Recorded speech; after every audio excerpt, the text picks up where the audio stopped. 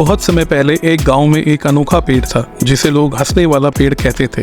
यह पेड़ बहुत पुराना और विशाल था। उसकी शाखाएं आकाश को छूती थी और उसके नीचे ठंडी छांव में लोग आराम किया करते थे। पर इस पेड़ की सबसे खास बात यह थी कि यह केवल उन लोगों के सामने हंसता था जो सच्चे दिल के होते और दूसरों की भलाई के बारे में सोचते थे। उसकी हंसी की आवाज़ इतनी मधुर थी कि जो भी उसे सुनता उसका दिल खुश हो जाता। लेकिन यह हंसी आसानी से नहीं सुनाई देती थी। केवल वे लोग ही पेड़ की हंसी का अनुभव कर सकते थे जिनमें सच्ची दयालुता और निस्वार्थ प्रेम होता। उसी गांव में एक लड़का था, अर्जुन। वह बहुत बुद्धिमान और चतुर था, लेकिन उसमें एक कमी थी। वह बहुत स्वार्थी था और दूसरों के बारे में कम ही सोचता था। जब अर्जुन ने हंसने वाले पेड़ के बारे में सुना तो उसका दिल भी इस रहस्य को जानने के लिए मचल उठा। वह सोचता था, अगर यह पेड़ मेरे सामने हंसेगा तो गांव में मेरी खूब तारीफ होगी। अर्जुन ने पेड़ के पास जाकर कई बार कोशिश की कि पेड़ उसके लिए हंसे। उसने पेड़ के पास नाच गाना किया, मजेदार कहानियां सुनाई, यहाँ तक कि उसने पेड़ को हल्का सा हिलाया भी। पर पेड़ चुपचाप खड़ा रहा, उसकी तरफ एक गहरी नजर से देखता रहा। अर्जुन हर दिन नई तरकीबें सोचता और कि पेड़ के पास जाकर कोशिश करता, लेकिन हर बार उसे निराशा ही हाथ लगती। एक दिन उसकी छोटी बहन राधा ने उसे यह करते हुए देखा और पूछा, भैया तुम हर दिन इस पेड़ के पास जाकर क्या कर रहे हो? अर्जुन ने उसे सब कुछ बताया। राधा बहुत समझदार थी। उसने कहा, भैया पेड़ की हंसी पाने के लिए हमें सच्चा और दयालु बनना पड़ेगा। पेड़ केवल उन्हीं के सामने हंसता है जिनके दिल में दूसरों के लिए प्रेम और मदद की भावना होती है। अर्जुन को यह बात सुनकर हैरानी हुई। उसने सोचा कि शायद उसकी बहन सही कह रही है। अगले कुछ दिनों तक अर्जुन ने गाँव में लोगों की मदद करना शुरू किया। कभी वह बुजुर्गों के लिए पानी लाता, कभी बच्चों के साथ खेलता और उनकी समस्याएं सुलझाने में मदद करता। धीरे धीरे गांव वाले अर्जुन की तारीफ करने लगे और उसकी स्वार्थी आदतें भी कम होने लगी। एक दिन गांव में एक बुजुर्ग महिला बहुत बीमार पड़ गई। अर्जुन ने उसकी देखभाल की और उसे दवाई देने का काम भी खुद ही किया। उसकी मदद से महिला ठीक हो गई और अर्जुन को आशीर्वाद दिया। अर्जुन के मन में अब एक सच्ची दयालुता और दूसरों की मदद करने का भाव आ गया था।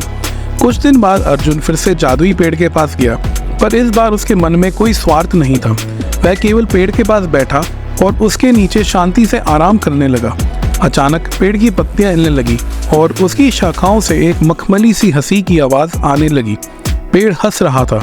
अर्जुन ने पहली बार पेड़ की हंसी सुनी। उसे विश्वास नहीं हुआ कि यह जादुई पल सचमुच उसकी आंखों के सामने घट रहा है। पेड़ की हंसी सुनकर अर्जुन का दिल खुशी से भर गया। उसकी आंखों में आंसू आ गए और उसे अपनी बहन की बात याद आ गई। अर्जुन ने समझ लिया कि सच्चा सुख दूसरों की सेवा और दिल से की गई अच्छाई में है। अब उसे पेड़ की हंसी का रहस्य समझ आ गया था। कहानी से सीख। अर्जुन ने महसूस किया कि जब हम निस्वार्थ भाव से दूसरों के लिए कुछ करते हैं तो वो खुशी हमारे जीवन को भी भर देती है। हंसने वाला पेड़ उसे यह सिखा गया कि सच्ची खुशी दूसरों की मदद करने में और उनके चेहरे पर मुस्कान लाने में ही है।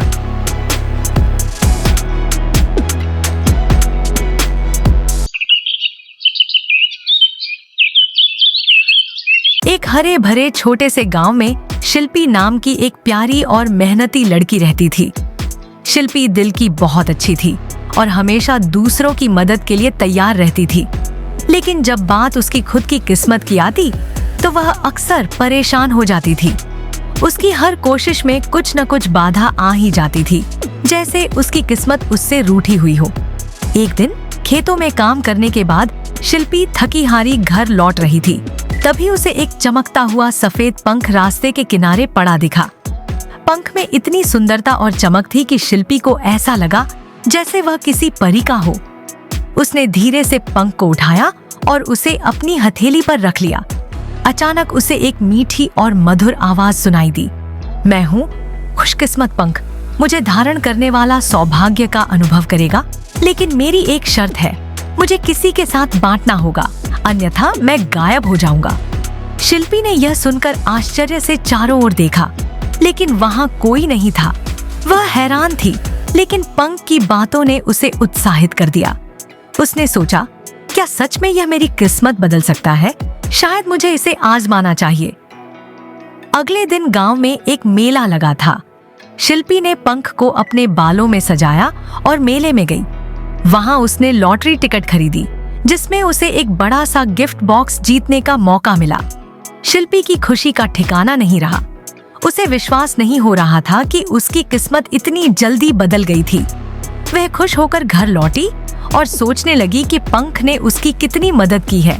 लेकिन जैसे ही वह सोने लगी, उसे पंख की आवाज फिर सुनाई दी। शिल्पी, याद है, मेरी शर्त थी कि मुझे किसी के साथ बांटना होगा। अगर तुम ऐसा नहीं करोगी तो मैं गायब हो जाऊंगा। शिल्पी को याद आया, पर उसने मन ही मन सोचा, अभी तो मेरे पास इस पंख को और भी कामों के लिए इस्तेमाल करने का मौका है। थोड़े दिन इसे अपने पास रखूं, फिर देखूंगी। कुछ दिनों बाद शिल्पी की सबसे प्यारी सहेली राधा आई। राधा उदास थी क्योंकि उसे एक महत्वपूर्ण परीक्षा में असफलता मिली थी। शिल्पी ने सोचा, राधा को मेरा पंख किस्मत दे सकता है, मुझे इसे उसके साथ बांट लेना चाहिए। लेकिन फिर उसने मन बदल लिया और पंख को अपने पास ही रख लिया। उसे लगा कि वह खुद पहले अपनी सारी समस्याएं सुलझा ले, फिर दूसरों के बारे में सोचेगी। इस तरह समय बीतता गया और शिल्पी ने कई बार पंख का इस्तेमाल किया। हर बार उसकी किस्मत उसका साथ देती रही। वह बहुत खुश थी, लेकिन उसे पंख की शर्त याद आते ही उसे थोड़ी चिंता भी होने लगती। एक दिन जब वह गांव के एक बड़े उत्सव में गई, तो उसे अचानक पंख की आवाज सुनाई दी। शिल्पी, अब मैं तुम्हारे पास ज्यादा देर नहीं रह सकता। तुमने मुझे बांटने की शर्त पूरी नहीं की। और अचानक वह पंख धीरे धीरे गायब हो गया। शिल्पी के हाथ में अब कुछ नहीं था। वह हैरान और उदास खड़ी रह गई। उसे अपनी गलती का एहसास हुआ। उसने जाना कि अगर वह पंख को किसी के साथ बांटती तो वह हमेशा के लिए उसके पास रहता और उसकी किस्मत भी अच्छी बनी रहती। अपनी गलती से शिल्पी ने एक महत्वपूर्ण सबक सीखा। उसने समझा कि खुशियां और सौभाग्य तभी स्थायी बनते हैं जब हम उन्हें दूसरों के साथ बांटते हैं। इसके बाद शिल्पी ने ठान लिया कि वह अपनी खुशियां और सफलता दूसरों के साथ मिलकर ही मनाएगी। उसने अपने गांव में हर जरूरतमंद की मदद करना शुरू किया। धीरे धीरे उसकी किस्मत सच में बदलने लगी और इस बार यह बदलाव हमेशा के लिए था। कहानी का नैतिक: खुशियां और सौभाग्य तभी स्थायी बनते हैं जब हम उन्हें दूसरों के साथ बांटते हैं।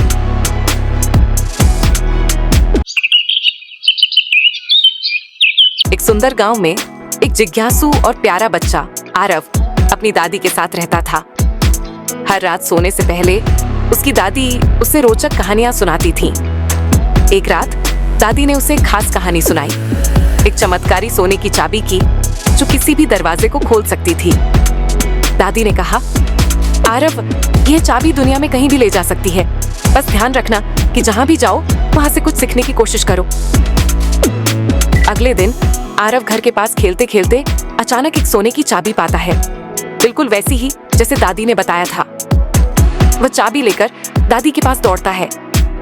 दादी उसे देखकर कहती है, अब ये चाबी तुम्हारे पास है, पर याद रहे ये चाबी सिर्फ दरवाजे नहीं, सीखने के रास्ते भी खोलती है।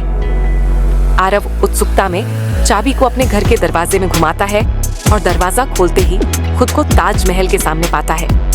वह ताजमहल की खूबसूरती देखकर हैरान हो जाता है।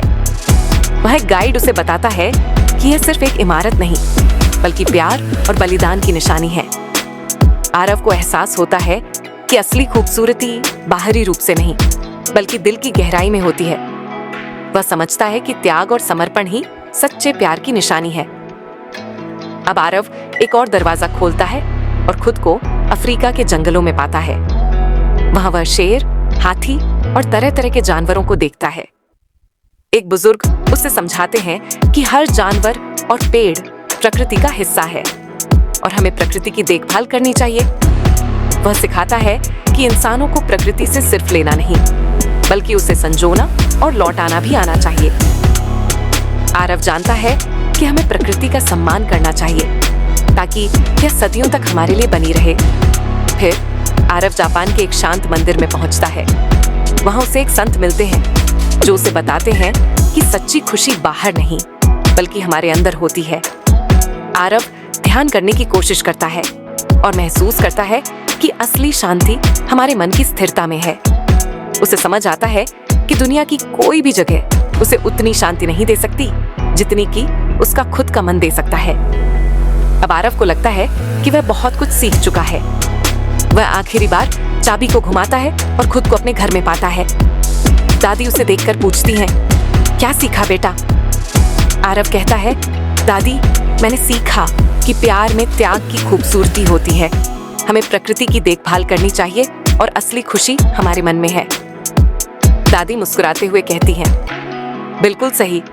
ये चाबी सिर्फ दरवाजे नहीं बल्कि समझदारी और शांति के रास्ते भी खोलती है। अंत। आरव के लिए ये चाबी अब सिर्फ दरवाजे खोलने का साधन नहीं बल्कि सीखने का जरिया बन चुकी थी।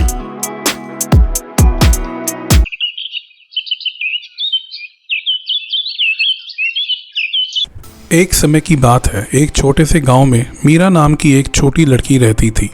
एक दिन जब वह एक पुराने कुएं के पास खेल रही थी, उसने एक चमकदार प्राचीन सिक्का देखा। उसने उसे उठाया और एक अजीब नक्काशी देखी और उस पर लिखा था, दुआएं पूरी होती हैं लेकिन अपने दिल की सुनो। अपनी खोज से उत्साहित मीरा अपनी दादी के पास गई, जो अपनी बुद्धिमानी के लिए जानी जाती थी। उसकी दादी मुस्कुराई और बोली, अरे दुआ का सिक्का, कई लोगों ने इसे पाया है, लेकिन याद रखो प्यारी, हर दुआ की एक कीमत होती है। जो तुम चाहती हो उस पर ध्यान देना। अपनी दादी की चेतावनी को नज़रअंदाज करते हुए मीरा ने सिक्के को आजमाने का निर्णय लिया।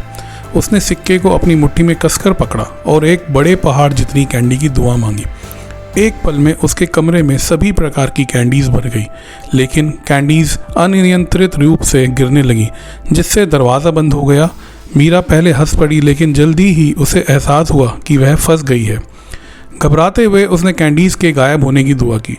दूसरे ही पल में कैंडीज़ गायब हो गई और कमरा फिर से खाली हो गया, लेकिन उसके पेट में बहुत सारी कैंडीज़ खाने के कारण दर्द हो रहा था। मीरा ने अपनी पहली सीख ली, अच्छी चीज़ों को लिमिट में ही यूज़ करना चाहिए, नहीं तो नुकसान हो सकता है। एक बेहतर दुआ करने का निश्चय करते हुए उसने लंबे विचार के बाद अपने छोटे भाई की खुशी की दुआ मांगी, जो हमेशा उदास रहता था। तुरंत उनके घर में खुशी की लहर दौड़ गई और उसका भाई हंसते खेलते इधर उधर दौड़ने लगा, लेकिन वह इतना खुश हो गया कि दीवारों पर कूदने लगा, जिससे घर में अराजकता फैल गई। अपनी गलती का एहसास करते हुए मीरा ने सोच समझकर दुआ करने का निर्णय लिया। इस बार उसने अपने परिवार को खुशी देने के लिए फूलों से भरा एक छोटा बाग मांगने की दुआ की।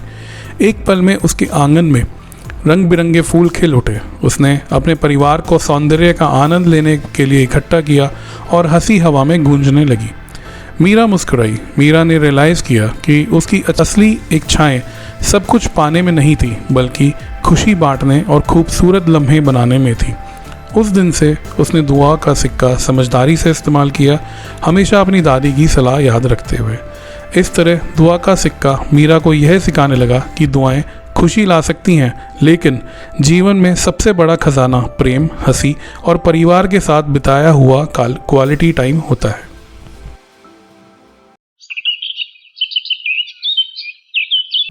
बहुत समय पहले की बात है। एक सुंदर और शांत गांव में लोग सुख शांति से रहते थे। उस गांव के पास ही एक ऊंचे पहाड़ की गुफा में एक बड़ा बुद्धिमान ड्रैगन रहता था। उस ड्रैगन का नाम था अरिष्ट। अरिष्ट सिर्फ एक साधारण ड्रैगन नहीं था, वह अपने पास अनगिनत खजाना रखता था और साथ ही लोगों को ज्ञान और धैर्य की सीख भी देता था। गांव में एक छोटा बच्चा रहता था जिसका नाम नकुल था। नकुल बहुत बेचैन और जल्दीबाज स्वभाव का था। उसे सब कुछ फटाफट चाहिए होता था और उसे किसी भी चीज़ का इंतज़ार करना बिल्कुल पसंद नहीं था। एक दिन नकुल ने अपने दोस्तों से अरिष्ट ड्रैगन और उसके खजाने के बारे में सुना। उसे सुनते ही खजाना पाने की इच्छा जाग उठी। नकुल ने सोचा, अगर मैं उस खजाने को पा सकूं, तो मैं दुनिया का सबसे अमीर बच्चा बन जाऊंगा। दूसरे ही दिन नकुल अपने घर से निकल पड़ा और पहाड़ की ओर चल दिया। रास्ता बहुत कठिन था, उबड़ खाबड़ पत्थर, ढलान और कांटेदार झाड़ियाँ। नकुल को रास्ते में कई बार गिरना पड़ा, लेकिन खजाने के लालच में वह चलता गया। आखिरकार वह अरिष्ट ड्रैगन की गुफा के सामने पहुंच गया। गुफा में प्रवेश करते ही उसने अरिष्ट को देखा, जो अपने खजाने के ढेर के पास बैठा हुआ था। उसकी आंखें बुद्धिमानी से चमक रही थी। नकुल ने हिम्मत जुटाकर कहा, ओ बुद्धिमान ड्रैगन, क्या आप मुझे अपना खजाना दे सकते हैं? अरिष्ट मुस्कुराया और धीरे से बोला, नकुल, खजाना पाना आसान नहीं है। तुम्हें पहले धैर्य और मेहनत का पाठ सीखना होगा। नकुल ने थोड़ी हताशा में कहा, मुझे धैर्य नहीं आता, मुझे अभी खजाना चाहिए। अरिष्ट ने समझाया, अगर तुम्हें खजाना चाहिए तो एक परीक्षा पास करनी होगी। गुफा के बाहर एक छोटा सा पौधा है। तुम उसे हर दिन पानी देना और उसकी देखभाल करना। जब वह पौधा बड़ा होकर पेड़ बन जाएगा तब मैं तुम्हें अपना खजाना दूंगा। नकुल को यह सुनकर निराशा हुई, परंतु वह खजाने की चाह में पौधे की देखभाल करने के लिए मान गया। हर दिन वह गुफा के पास आता और पौधे में पानी डालता। धीरे धीरे दिन महीने में और महीने साल में बदलने लगे। नकुल के मन में एक बदलाव आने लगा। वह धैर्य और मेहनत का महत्व समझने लगा। पौधा भी अब बड़ा पेड़ बन चुका था। एक दिन अरिष्ट ड्रैगन ने नकुल को बुलाया और कहा, तुमने धैर्य, मेहनत और देखभाल का महत्व समझ लिया है। असली खजाना यही गुण है जो तुम्हें जीवन भर काम आएंगे। जो तुमने सीखा है वही सच्चा खजाना है। नकुल ने मुस्कुराते हुए सिर हिलाया और समझ गया कि खजाने से भी कीमती चीज़ जीवन में धैर्य और कड़ी मेहनत का महत्व है। इस कहानी से हमें सीख मिलती है कि धैर्य और मेहनत ही सच्चा खजाना है। अगर हम जीवन में किसी भी चीज़ को पाने के लिए धैर्य रखें और कड़ी मेहनत करें तो हमें असली सफलता ज़रूर मिलती है।